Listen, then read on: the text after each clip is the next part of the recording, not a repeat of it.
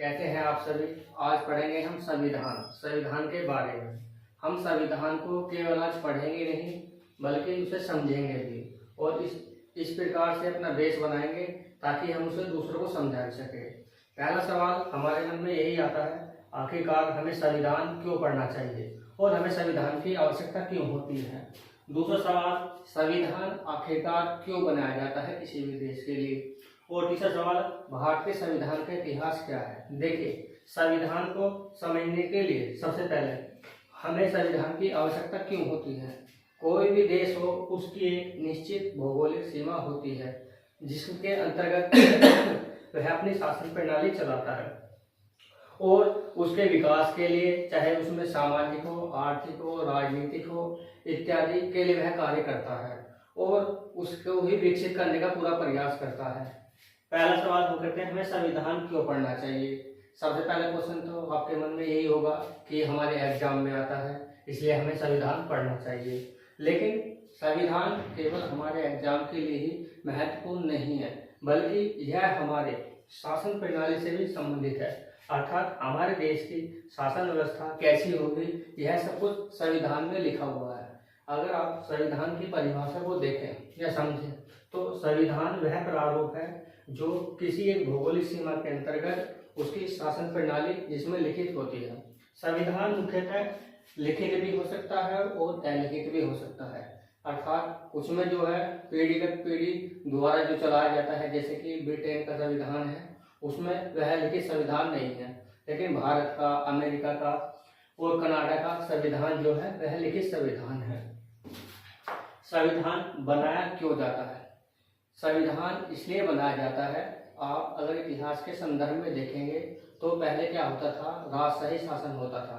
अर्थात राजा का जो वचन होता था वही कानून होता था और सभी को वही मान्य होता था। उसमें क्या होता था कि एक विशेष परिवार को सबसे ज्यादा प्रायोरिटी दी जाती थी, लेकिन उसमें जो नियम होते थे वह राजा के बेस पर ही होते थे। राजा जो चाहता था वह बदलाव कर सकता था, और जो जिनका वह चाहता उनका विकास कर सकता था, और जिनका चाहता वह अहित भी कर सकता था। लेकिन समय के साथ जो राजनीति में बदलाव आया तो उसके बाद तानाशाही शासन आया। तानाशाही शासन में क्या हुआ कि जो शासन व्यवस्था ही उसकी शक्ति एक आदमी के हाथ में आ गई और वह अपने अकॉर्डिंग करने लगा। राजशाही और तानाशाही में अंतर केवल यही है कि राजशाही जो होता था वंशानुगत हो गया था और तानाशाही वंशानुगत नहीं होता था, लेकिन शक्ति का केंद्र एक ही व्यक्ति के हाथ में था। लेकिन समय बदलता रहा, राज्यों की भौगोलिक सीमाएं बदलती रही और सबके आर्थिक, राजनीतिक और सामाजिक विकास के आधार भी बदलते रहे। उसके पश्चात फिर लोकतंत्र आता है। लोकतंत्र क्या होता है, अब्राहम लिंकन द्वारा भी एक कथन भी कहा गया है, जो अमेरिका के राष्ट्रपति रहे हैं पहले, कि लोकतंत्र की परिभाषा जनता का, जनता के द्वारा जनता के लिए शासन। अर्थात आपको समझना होगा कि जनता जो है मेन चीज है। जनता के मतलब कि उसमें से जो है के द्वारा शासन, जो भी शासन करा जाएगा वो जनता के बीच में से ही किया जाएगा, क्योंकि शासित किसे करना है, हमें जनता को शासित करना है। इसलिए हमें जनता के द्वारा और जनता के लिए शासन करना है। उसके पश्चात भारत के संविधान का इतिहास समझे। देखिए, भारत के संविधान का इतिहास वैसे तो बहुत पुराना है, लेकिन पहले जो हमारा संविधान था वह कुछ हमारे ग्रंथों के आधार पर, वैदिक पाठ पाठों के आधार पर किया जाता था। लेकिन उसके पश्चात जैसे ही शासन व्यवस्था बदली, सबसे पहले हमारी वैदिक सभ्यता, उसके बाद फिर उत्तर वैदिक सभ्यता, और फिर यहाँ विदेशी आक्रमणकारी है जिसमें दिल्ली सल्तनत, और उसके बाद दिल्ली सल्तनत के बाद हमारा तुगलक, फिर तुगलक के बाद सैयद, फिर लोधी, और लोधी के बाद फिर मुगल साम्राज्य। उसके पश्चात ब्रिटिश शासन का जब भारत पर आधिपत्य हो जाता है तो ब्रिटेन में भी संविधान लिखित रूप में नहीं था, वे अपने प्रथाओं के आधार पर वहाँ शासन व्यवस्था चलाते थे। उन्होंने यह प्रारूप भारत में अपनाया। अगर भारतीय संविधान के संदर्भ में भारतीय लोगों के तर्क पर देखा जाए तो सबसे पहले जो उसका प्रस्ताव रखा गया था 1934 में एम राय के द्वारा रखा गया था। उन्होंने कहा था कि भारत का एक लिखित संविधान होना चाहिए और उसी के माध्यम से भारत की शासन प्रणाली निर्धारित होनी चाहिए और उसी के आधार पर अधिकारों का बंटवारा भी किया जाना चाहिए। उसके पश्चात 1935 में कांग्रेस की कमेटी होती है, उसने भी कहा, अधिवेशन होता है, उसने भी कहा गया कि हाँ, भारत के लिए लिखित संविधान होना चाहिए और उसी के अनुसार शासन प्रणाली निर्धारित की जानी चाहिए। 1938 में फिर जवाहरलाल नेहरू द्वारा कहा जाता है कि भारत का एक लिखित संविधान होना चाहिए और उसका निर्वाचन व्यक्ति मताधिकार के आधार पर किया जाना चाहिए। उसके पश्चात जब ये बातें चलती रही तो धीरे धीरे समय बदलता रहा और उसके पश्चात 1940 में क्रिप्स प्रस्ताव आता है, अगस्त प्रस्ताव आता है। अगस्त प्रस्ताव ने इस बात को स्वीकार कर लिया कि हाँ, भारत का लिखित संविधान होना चाहिए। और उसके बाद फिर क्रिप्स प्रस्ताव आता है, पहले क्रिप्स बोल दिया था, लेकिन क्रिप्स प्रस्ताव जो हमारा 1942 में आता है और वह इस बात को एक्सेप्ट कर लेता है कि भारत का संविधान होना चाहिए। उसके बाद 1940 में कैबिनेट मिशन भारत में आता है और वह संविधान का प्रारूप तैयार करता है। और कैबिनेट मिशन जो है, जब उस समय देश में दो दल मुख्य रूप से संघर्षरत और कार्यरत थे। पहला था कांग्रेस, अधिवक्ता कांग्रेस, और दूसरी थी मुस्लिम लीग। मुस्लिम केवल विभाजन के आधार को ही स्वीकार कर रही थी। उसने और किसी बात को स्वीकार नहीं करा था। उसने कहा था कि भारत के दो संविधान होने चाहिए, एक मुस्लिमों के लिए अलग से, जो मुस्लिम स्टेट होंगे उनके लिए अलग से होना चाहिए, और दूसरा जो भारतीय होंगे उनके लिए अलग से होना चाहिए। लेकिन कैबिनेट मिशन ने इस बात को अस्वीकार कर दिया और उसने केवल एक संविधान के प्रारूप पर ही अपनी सहमति जताई। उसके बाद संविधान सभा का निर्वाचन कैसे किया जाए, अब सवाल आया, क्योंकि उस समय में 11 प्रांत थे और छोटी छोटी रियासतें थी और 4 कमिश्नरी थी। प्रांतें क्या थी, जिसमें ब्रिटिश गवर्नर खुद अपना शासन चलाते थे, वो प्रांत थी। देशी रियासतें क्या थी, जो देशी मतलब जो राजा छोटे छोटे क्षेत्रों पर शासन करते थे, उनका संप्रभु अधिकार तो ब्रिटिश के पास था, लेकिन वे अपना कार्य कर सकते थे। तो उन्होंने कहा कि जो ब्रिटिश प्रांत हैं उनमें से जो है हम निर्वाचन करेंगे, उसमें से चुनाव किया जाएगा, और जो देशी रियासतें हैं और जो वहाँ के प्रमुख हैं वो लोग क्या है, अपने आप वहाँ से सदस्यों को चुनकर भेजेंगे। सीटें कुल उस समय रखी गई 389। उन्होंने कहा इन सीटों का बंटवारा कर देना चाहिए। 389 में से 296 सीटें ब्रिटिश प्रांतों को मिली। उस समय संख्या कितनी थी, 11 थी। ब्रिटिश प्रांतों की संख्या टोटल 11 थी। 93 सीटें देशी रियासतों को मिली, जो देशी रजवाड़े थे उनको मिली थी, और 4 सीटें कमिश्नरी को भी मिली। ठीक है, इनमें जो 296 ब्रिटिश प्रांत को मिली, यहाँ निर्वाचन किया जाता था। उन्होंने बेस रखा जनसंख्या के आधार पर, अर्थात जो 296 सीटें हैं उनमें पॉपुलेशन के आधार पर इन सीटों का निर्वाचन किया जाना था। जनसंख्या का बेस रखा गया 10 लाख, अर्थात 10 लाख जनसंख्या पर एक व्यक्ति चुनकर आएगा। 10 लाख टोटल जनसंख्या होगी और उसमें कितना व्यक्ति चुनेगा, एक व्यक्ति चुनकर आएगा। ठीक, देशी रियासतों को ये छूट दी गई कि वह अपने विवेक के आधार पर अपने यहाँ से निर्वाचित सदस्य को संविधान सभा में भेज सकते हैं, और 4 सीटें कमिश्नरी की थी। उसके पश्चात संविधान सभा का निर्वाचन किया गया। ठीक है, 1946 में पहली मीटिंग होती है और उसमें संविधान सभा का निर्वाचन किया जाता है। संविधान सभा का निर्वाचन किया गया। कुल प्रांतों की जो कुल सीटें थी, देशी जो रियासतों की सीटें थी, उन्हें तो जो वहाँ के महाराजा राजा थे उनके विवेक के आधार पर दे दिया था। लेकिन चुनाव जिनका होना था 296 सीटों में से 296 सीटों का 10 लाख की जनसंख्या के आधार पर निर्वाचन होता है। लेकिन यह निर्वाचन कैसे होता है, यह निर्वाचन जनसंख्या के प्रारूप पर तैयार नहीं किया जाता। जो वहाँ सदस्य थे उनके आधार पर इनका निर्वाचन किया जाता है। उनमें से जो कांग्रेस थी उसको कुल 208 सीटें प्राप्त होती हैं, और मुस्लिम लीग थी वह 73 सीटें जीत पाती है, और अन्य छोटे जो दल थे वे 15 सीटें जीत पाते हैं।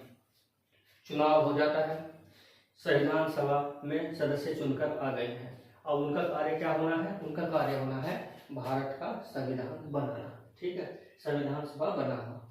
उन्होंने कहा जब सदस्य चुनकर आ गए तो फिर कहा गया कि अब संविधान की कार्य प्रणाली तैयार की जाए। तो सभी सदस्य संविधान सभा के निर्वाचन के लिए आते हैं। उसमें सबसे पहले क्या होता है, उनकी पहली बैठक होती है 9 दिसंबर 1946 को। 9 दिसंबर 1946 को जब बैठक होती है तो उसमें एक अध्यक्ष भी चुना जाना था। तो उस समय निर्वाचन नहीं किया गया था। उस समय जो है पहले जैसे फ्रांस में होता था कि जो सबसे व्यक्ति होता था उसे ही अध्यक्ष चुन लिया जाता था। तो ऐसा ही यहाँ किया गया फ्रांस की तर्ज पर। यहाँ जो है सबसे पहले अध्यक्ष डॉक्टर सच्चिदानंद सिन्हा को चुन लिया गया। डॉक्टर सच्चिदानंद सिन्हा को चुन लिया गया। दूसरी बैठक होती है हमारी 11 दिसंबर 1946 को। वे हमारे डॉक्टर सच्चिदानंद सिन्हा जी जो थे वे अस्थायी अध्यक्ष थे, अर्थात वर्तमान परिस्थिति के अनुसार उन्हें चुन, क्योंकि उस समय सबसे ज्यादा आयु उनकी ही थी। उसके पश्चात फिर 11 दिसंबर 1946 को जब हमारी दूसरी बैठक होती है तो उसमें जो है डॉक्टर राजेंद्र प्रसाद जी को स्थायी अध्यक्ष चुन लिया गया। कहा कि अब यही अध्यक्षता करेंगे। ठीक। फिर 13 दिसंबर 1946 को प्रस्तावना संविधान सभा में रखी गई। प्रस्तावना क्या थी, इसे जो है संविधान की आत्मा भी कहा जाता है, अर्थात संविधान में कैसे राजनीतिक, आर्थिक और विकास जैसे मूल तत्व होंगे वे इसमें लिखित रूप से संदर्भित कर दिए गए। अर्थात अब इसके प्रारूप पर ही संविधान की शासन प्रणाली का विकास किया जाएगा और 22 जनवरी 1947 को इसे स्वीकार कर लिया जाता है। प्रस्तावना को स्वीकार कर लिया जाता है। इसलिए सबसे पहली मीटिंग हमारी 9 दिसंबर 1946 को होती है। अस्थायी अध्यक्ष के लिए चुना जाता है डॉक्टर सच्चिदानंद सिन्हा को। फिर अगली हमारी बैठक होती है 11 दिसंबर 1946 को और इसका अध्यक्ष पहली मीटिंग 11 दिसंबर 1946 को अध्यक्ष कौन चुन लिया जाता है, इसके अध्यक्ष चुन लिए जाते हैं डॉक्टर राजेंद्र प्रसाद। पहले सच्चिदानंद सिन्हा और फिर राजेंद्र प्रसाद। और फिर 13 दिसंबर 1946 को प्रस्तावना का प्रस्ताव रखा गया और 22 जनवरी 1947 को इसे स्वीकार कर लिया गया। उसके पश्चात संविधान कोई छोटी मोटी बात तो थी नहीं बनाना संविधान उस समय। उन्होंने क्या कहा कि इसके लिए हम कमेटी बनाएंगे। तो उन्होंने उस समय कितनी संविधान सभा की समितियां बनाई गई। समिति का कार्य क्या था कि जैसे जैसे छोटे बड़े उन कार्य को डिवाइड कर दिया गया कि अब जो है सब अपनी समिति के आधार पर काम करेंगे और आखिरी रिपोर्ट अपने संविधान सभा में रखेंगे। तो उस समय संविधान सभा की समिति, बड़ी समिति की बात करते हैं केवल, न कि छोटे की। तो बड़ी समितियां कितनी थी हमारी 8 थी। छोटी और अन्य समितियां थी, उनका प्रारूप से हम यहाँ चर्चा नहीं करेंगे क्योंकि जो महत्वपूर्ण होती हैं किसी भी एग्जाम के लिए वे हमारी 8 समितियां ही होती हैं। सबसे पहले संघ शक्ति समिति, इसके अध्यक्ष किसे चुना गया, जवाहरलाल नेहरू को चुना गया। देखिए संघ से मतलब होता है केंद्र पर जो भी कार्य किया जाएगा सेंट्रल लेवल पर, उसके अध्यक्ष कौन होंगे, हमारे जवाहरलाल नेहरू होंगे। दूसरी थी संघीय संविधान समिति, इसके अध्यक्ष कौन थे, जवाहरलाल नेहरू थे। सेंट्रल और संघीय मतलब कि सेंटर के अंतर्गत जो भी प्रांत है और जो हमारी कमिश्नरी थी उनसे संबंधित कोई भी ऐसा विषय जो सेंटर को छूता हो, मतलब सेंटर को प्रभावित करता हो, उसके भी अध्यक्ष कौन होंगे, हमारे यही होंगे जवाहरलाल नेहरू। जैसा प्रांतीय संविधान समिति, इसके अध्यक्ष कौन थे, सरदार वल्लभ भाई पटेल थे। आपको पहले ही बताया था कि हमारे उसमें कितने प्रांत थे, टोटल 11 प्रांत थे। अब उनसे संबंधित कोई भी नियम कानून बनेगा वो इसके अध्यक्ष कौन करेंगे, सरदार वल्लभ भाई पटेल करेंगे। फिर मौलिक अधिकारों और अल्पसंख्यक समिति, इसके अध्यक्ष कौन थे, सरदार वल्लभ भाई पटेल थे, सरदार वल्लभ भाई पटेल। फिर उसके बाद प्रारूप समिति के बारे में के अध्यक्ष कौन थे, डॉक्टर भीमराव अंबेडकर थे। प्रारूप समिति का महत्व इसलिए भी बढ़ जाता है क्योंकि इसने जो है संविधान का प्रारूप अर्थात बेस तैयार किया था और इसका गठन जो किया गया था 29 अगस्त 1947 को किया गया था। 29 अगस्त 1947 को किया गया था और इसमें टोटल कितने सदस्य थे, 7 सदस्य थे। फिर दोबारा ध्यान से समझेंगे, प्रारूप समिति के अध्यक्ष डॉक्टर भीमराव अंबेडकर थे। इसका गठन 29 अगस्त 1947 को किया गया था और कुल सदस्य कितने थे इसमें, कुल सदस्य थे 60। ठीक है, पहले डॉक्टर भीमराव अंबेडकर थे जो इसके कौन थे, अध्यक्ष थे। डॉक्टर भीमराव अंबेडकर जो है प्रारूप समिति के अध्यक्ष थे। दूसरे सदस्य थे एन गोपाल स्वामी अयंगर, एन गोपाल स्वामी अयंगर। तीसरे थे अल्लादे कृष्ण स्वामी अयंगर, अल्लादे कृष्ण स्वामी अयंगर। चौथे थे के एम मुंशी। पांचवे थे मोहम्मद सादुल्ला। ठीक है, छठे थे एन माधवराव और सातवें थे टीटी कृष्णाचार्य, टीटी कृष्णाचार्य। इन लोगों क्या था, अपने संविधान का प्रारूप तैयार करके संविधान सभा को पेश करना था। और जैसे इन समितियों ने अपना कार्य पूरा करा संविधान सभा की, सबसे पहले संविधान सभा की जो हमारी अंतिम बैठक होती है वो होती है 24 जनवरी 1950 को। ये हमारी संविधान सभा की अंतिम बैठक होती है। ठीक है, अंतिम बैठक होती है। इस बैठक में टोटल कितने सदस्य बचे थे हमारे, 299 सदस्य थे। कितने थे, 299 सदस्य थे। इनमें से 299 सदस्य थे। इनमें से 284 सदस्य इस पर क्या करते हैं, हस्ताक्षर करते हैं। 284 सदस्य जो है इस पर हस्ताक्षर करते हैं। इसी के दिन 24 जनवरी के दिन हम अपना राष्ट्रगान पर एक्सेप्ट करते हैं कि हमारा राष्ट्रगान क्या होगा, जन गण मन अधिनायक जय, ये हमारा राष्ट्रगान है। 24 जनवरी को हम राष्ट्रगीत भी एक्सेप्ट करते हैं, स्वीकार करते हैं, क्या हमारा वंदे मातरम। और 24 जनवरी 1950 को ही हम डॉक्टर राजेंद्र प्रसाद को अपना राष्ट्रपति चुन लेते हैं। हमारा जो संविधान इस समय जो है कुछ संविधान के अनुच्छेद इससे लागू कर दिए गए थे इस समय। ठीक है, उसके पश्चात अंतिम रूप से हमने संविधान को कब बनाया, 26 जनवरी 1950 को हमने संविधान एक्सेप्ट किया, मतलब संविधान को पूर्ण रूप से पूरे देश पर लागू कर दिया गया। लेकिन 26 जनवरी 1950 को ही हमने लागू क्यों किया, इसके पीछे एक बेस था। बेस का कारण क्या था, कारण यह था जब 1929 में लाहौर में एक अधिवेशन होता है, किसके, रावी नदी के किनारे। तो उस समय अध्यक्ष बनाए गए थे जवाहरलाल नेहरू। जवाहरलाल नेहरू अध्यक्ष बनाए गए थे। तो उन्होंने कहा था कि अब प्रत्येक वर्ष हम जो है 26 जनवरी को स्वतंत्रता दिवस बनाएंगे। तो उसी को ध्यान में रखते हुए हमने 26 जनवरी 1950 को अपना पूर्ण रूप से संविधान लागू कर दिया है। देखिए, फिर एक बार से दोबारा से बता दो संक्षेप में हमें संविधान क्यों पढ़ना चाहिए। आपको बताया गया बड़े प्यार से, संविधान बनाया क्यों जाता है किसी देश के लिए, भारतीय संविधान का इतिहास क्या है, उसकी मैंने आपको सही रूप से बताया कि 34वें मानगणना में प्रस्ताव रखा। 1935 में कांग्रेस अधिवेशन में उन्होंने कहा कि हाँ संविधान होना चाहिए। और 1940 में फिर ब्रिटिश सरकार अगस्त प्रस्ताव आता है।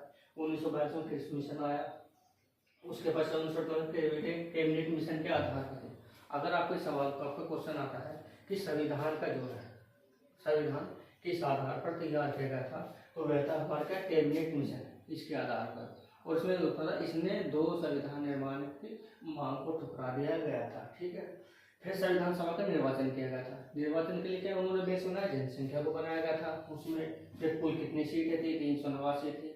उसमें मुस्लिम लीग सहमत ने शामिल ली थी। उसके बाद फिर संविधान सभा का निर्वाचन किया गया। फिर 1946 में जनसंख्या के आधार पर सेनेटर प्रांतों की जो सीटें 296 थी, इनका ही जनसंख्या के आधार पर चुनाव किया गया था।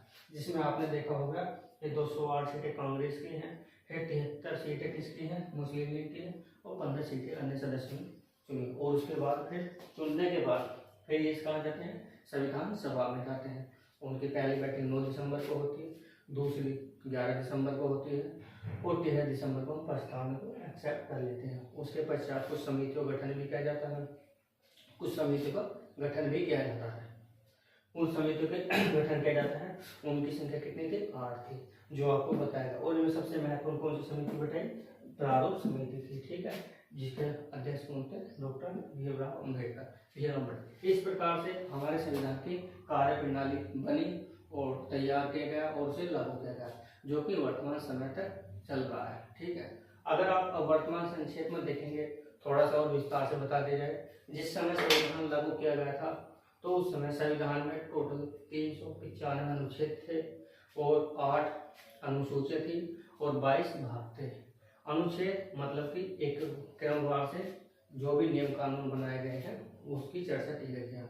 भाग उन्हें डिवाइड कर दिया गया, मतलब कि पहले भाग में ये इतने तक आएगा अनुच्छेद, दूसरे भाग में ये आएगा और तीसरे भाग में ये आएगा।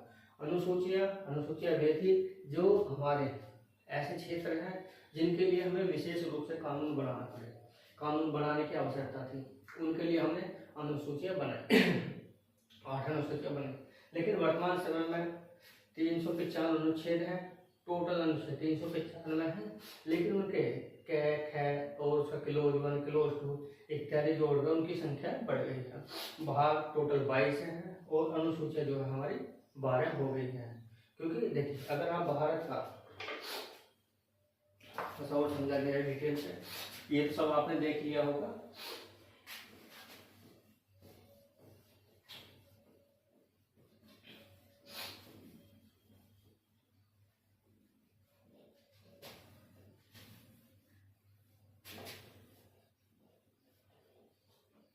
देखिए आप थोड़ा सा भारत का नक्शा देखने का प्रयास करें, उसके आधार पर आप कुछ समझेंगे ध्यान से।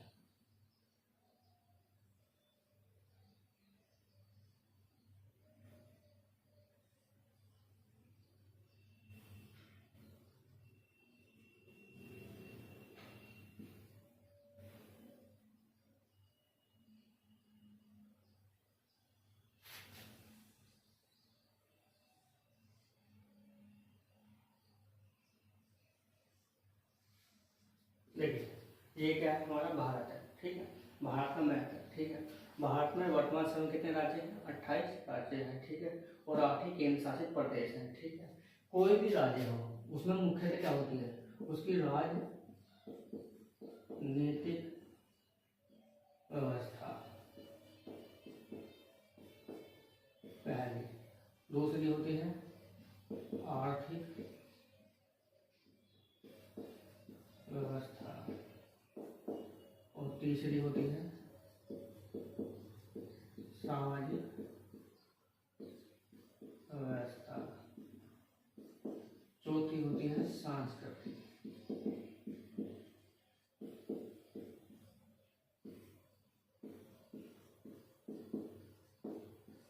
कोई भी देश हो, ठीक है, कोई भी देश हो, सबसे पहले उसका एक अपना भौगोलिक क्षेत्रफल होगा, ठीक है। जब आपको मूल अधिकार में पढ़ाया जाएगा तो आप समझेंगे। आर्टिकल 12 में क्या कहा गया है कि राज्य की परिभाषा दी गई है। राज्य की परिभाषा दी गई, उसमें कहा गया कि राज्य होगा क्या, ठीक है। कोई ऐसे तो है नहीं कि हमने बोल दिया कि है राज्य है या राज्य, ऐसा नहीं होता। राज्य की एक भौगोलिक सीमा होगी, उसमें जनसंख्या होगी और उसकी प्रशासनिक व्यवस्था होगी, वही हमारा राज्य का कहलाएगा, ठीक है। अब भारत देखो, भारत जो है ये रहा, इसमें वर्तमान समय में कितने 28 राज्य और 8 केंद्र शासित प्रदेश, 8 केंद्र शासित प्रदेश, ठीक है, 8 जो है केंद्र शासित प्रदेश है। इन चीजों को बनाना हम बार बार भूल जाते हैं क्योंकि ये हमारे क्या है, केंद्र शासित प्रदेश है। और ये क्या है, हमारा श्रीलंका है जो नीचे हमेशा लटका रहता है, श्री पहले लगा हुआ है इसके सामने, इसलिए श्रीलंका है जो इसके सामने लगा रहता है, ठीक है। तो आप देखोगे मैंने 4 चीज बताया, राजनीतिक व्यवस्था होगी, ठीक है, और आर्थिक व्यवस्था होगी, सामाजिक व्यवस्था होगी, सांस्कृतिक व्यवस्था होगी। सबसे पहले हम करते हैं सांस्कृतिक व्यवस्था, सबसे लास्ट वाले पॉइंट पर ध्यान देते हैं। सांस्कृतिक व्यवस्था मतलब क्या है कि वहाँ के रीति रिवाज कैसे हैं, रहन सहन कैसा है, खान पीन कैसा है, वे कैसी धार्मिक प्रणाली को अपनाते हैं, ये बेस होगा। और आप देखोगे भारत का क्षेत्रफल टोटल जो है यहाँ से यहाँ तक और यहाँ से यहाँ तक 32,87,263 वर्ग किलोमीटर है, ठीक है। अगर आप उत्तर से दक्षिण देखोगे 3214 और पश्चिम से पूर्व देखोगे तो 2933 किलोमीटर है। तो इससे क्या समझ में आता है? इससे समझ में यही आता है कि भारतीय सांस्कृतिक व्यवस्था जो है एक समरूप नहीं होगी, अर्थात उसमें क्या होगी, विविधता होगी। अगर विविधता होगी तो फिर शासन प्रणाली में बदलाव आएगा, ठीक है। सामाजिक व्यवस्था में समाज व्यवस्था, ठीक है, महत्वपूर्ण क्या होता है, हमारा आर्थिक व्यवस्था होती है। आर्थिक व्यवस्था क्या होती है, क्योंकि कोई भी देश हो, ठीक है, उसका विकास करना हो तो सबसे महत्वपूर्ण होता है आर्थिक संसाधन। आर्थिक संसाधन, अगर हम अपने आर्थिक संसाधनों का वितरण सही रूप से करेंगे तो क्या होगा कि हमारे संपूर्ण देश का विकास एक अनुरूप में होगा। अगर आर्थिक संसाधनों में हम थोड़ी सी भी छेड़छाड़ या थोड़ा सा भी भेदभाव कर देंगे तो क्या होगा, उससे पूरे देश में असमानता आ जाएगी। अर्थात मान लिया हमारा ज़्यादा फोकस ऊपरी वाले क्षेत्र पर है, जो हमारा हिमालयन क्षेत्र है, अगर हमने ज़्यादा आर्थिक संसाधनों का जो लाभ है एक क्षेत्र को पहुंचाया तो फिर क्या होगा, इसका विकास ज़्यादा हो जाएगा और ये पिछड़ जाएगा। राजनीतिक व्यवस्था क्या होती है? राजनीतिक व्यवस्था यही होती है कि वह यह देखे कि कहाँ पर किन संसाधनों की आवश्यकता है, कहाँ पर कितना ज़्यादा निवेश किया जाना चाहिए और कहाँ पर कितना निवेश नहीं किया जाना चाहिए। और इसलिए ही हमने जो है अपने शासन व्यवस्था को अपनाया है संसदीय शासन प्रणाली। भारत में कौन सी शासन व्यवस्था है? भारत की शासन व्यवस्था है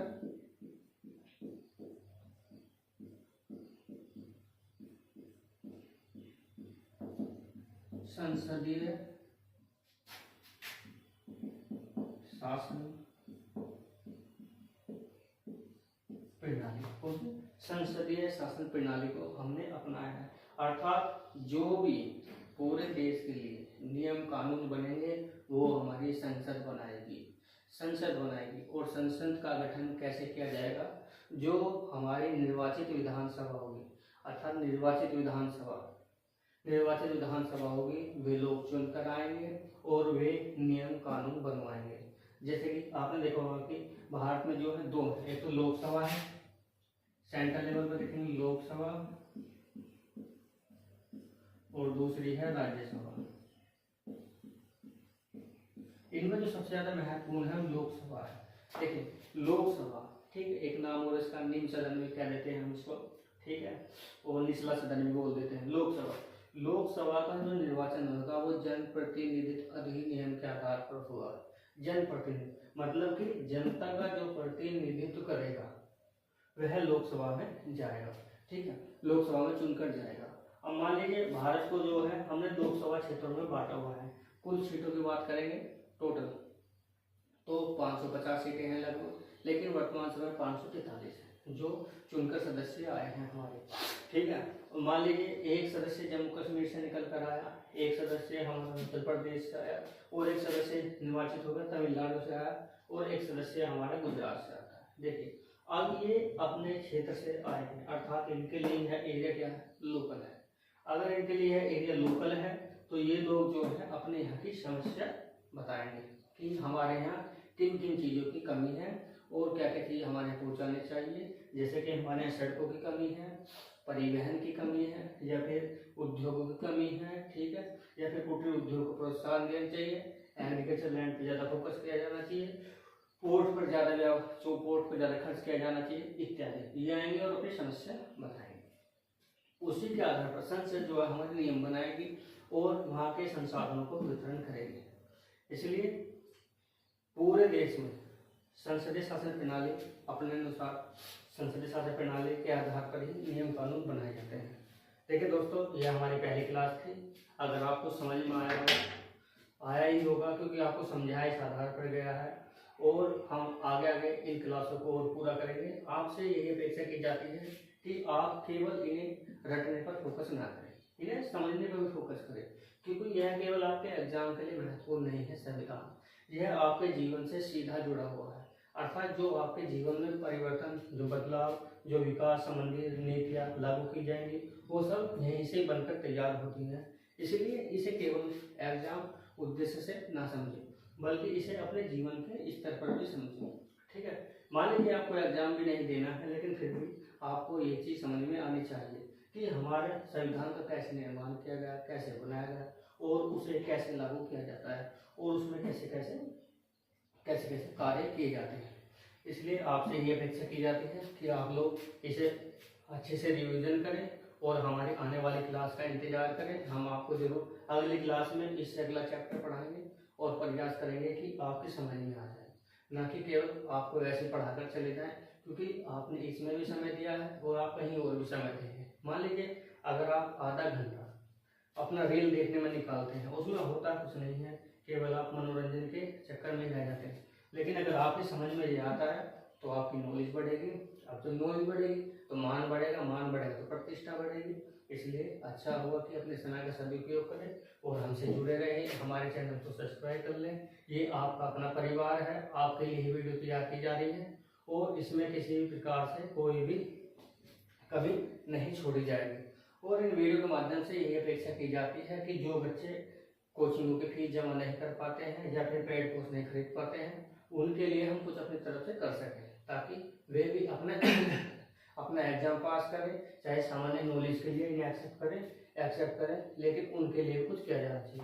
यही हमारी आपसे अपेक्षा है और आपसे ये अपेक्षा की जाती है कि आप लोग अपना समय का सदुपयोग करें और इन वीडियो को इस वीडियो के माध्यम से समझने का प्रयास करें। और इससे संबंधित आपके मन में कोई भी सवाल हो, कोई भी जिज्ञासा हो, पॉलिटिक्स से रिलेटेड हो, चाहे अन्य कोई भी सवाल हो, तो आप कमेंट बॉक्स में लिख सकते हैं।